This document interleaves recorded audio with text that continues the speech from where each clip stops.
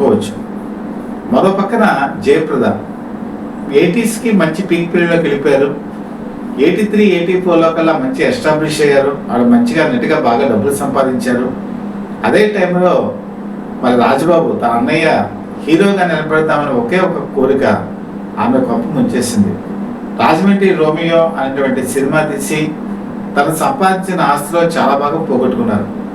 అంతకుముందు ఆవిడ చెన్నైలో ఒక థియేటర్ కూడా కట్టారు.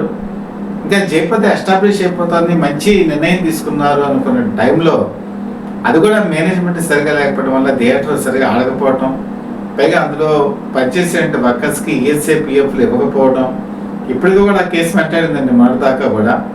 చివరికి ఆవిడ మీద నాలుగు అరెస్ట్ వారెంట్ కూడా ఇష్యూ చేస్తే కొన్నాళ్ళు ఆవిడ కనిపించకుండా వెళ్ళిపోయిన దృశ్యం కూడా మనకి ఈ మధ్య వార్తల్లో వచ్చిందే.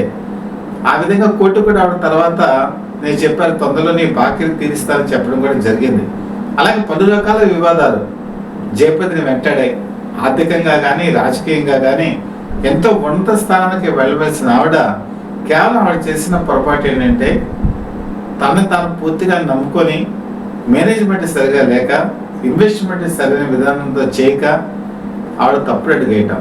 అలాగే పెళ్లి కూడా రెండో పెళ్లి అయినటువంటి శ్రీకాంత్ అన్నదాన్ని చేసుకోవడం, అది ఆవిడ చేసినటువంటి ఇంకో పెద్ద మిస్టేక్.